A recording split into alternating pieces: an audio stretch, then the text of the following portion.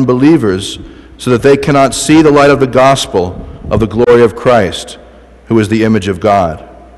For we do not preach ourselves, but Jesus Christ as Lord, and ourselves as your servants for Jesus' sake.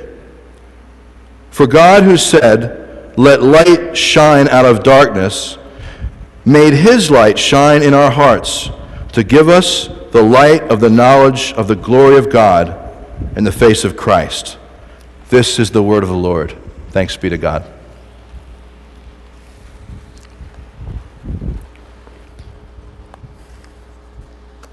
So as you can see, there's a lot of correlation between light and truth all throughout the Bible.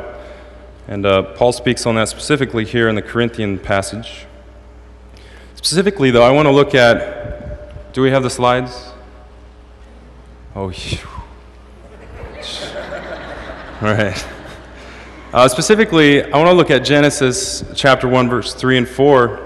Of course, there we have the introduction to the story of God creating the universe, and a display of how he commanded light into the world, just as Paul mentions in verse 6. As he said, then God said, "Let there be light," and there was light, and it was good. It continues on there. Without, of course, first creating this light, there would obviously be no life whatsoever on earth. From insects to plants to humans, without light, the earth would have just been a useless lump like every other planet in the solar system. When speaking of light in this passage, Paul is speaking in terms of truth, that God has thrusted into the world the light of truth, which is this time not photons, but a person, namely Jesus Christ. Again, it comes up in the Gospel of John. There it is. In John 1:4, he says, "In him was life, and the life was the light of humanity. And the light shines in the darkness, and the darkness did not comprehend it." Of course, this is a common theme throughout the New Testament, and Paul uses it here again to make his point. In verse 4, he says, "The light of the glory of Christ, who is the image of God," speaking of truth. God has shown the light of truth so that now, just as the world was given life in creation with the Son, S-U-N, so now the world can receive life through God's Son, S-O-N. I was very proud of myself to get the S-O-N, S-U-N thing. Prior to this, spiritual life was hardly attainable, as we can read throughout the Old Testament. But now, of course, it is readily available to us. That is, if we're willing to take it. Paul also speaks of people who are blinded. In verse 3 and 4, he speaks of those for whom the gospel, gospel means good news, literally, and this is speaking of the good news is the truth of Christ. He says that it is veiled, and who have been blinded by the god of this world. And the God is lowercase, so it's speaking of, some say Satan and some say idols or fallen angels. But imagine being blind now, or trying to describe to a blind person something so complicated as, say, a tree, like the complexity of a tree and the colors that go along with that. And we do have a picture, there it is. Or on top of that, trying to explain the beauty that comes in a sunset and the colors that shine through on that.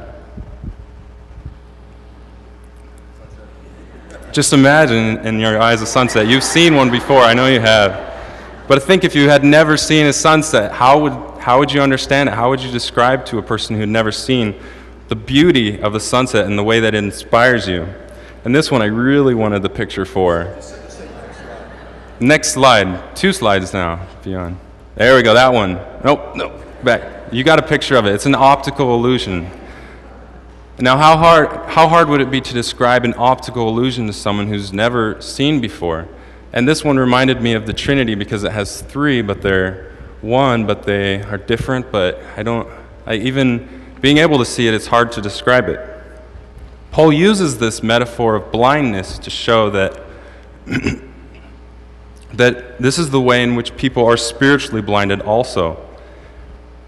It's almost impossible to show them the complexity and the beauty that comes in that of like a tree, or to explain to them the inspiration that a sunset brings to you, or even to explain something like the Trinity that just goes beyond logic, but it's real, but it doesn't make sense. Now, thankfully, of course, a physically blind person will be able to see someday, and they have the opportunity to have their eyes opened spiritually. Some choose not to, though.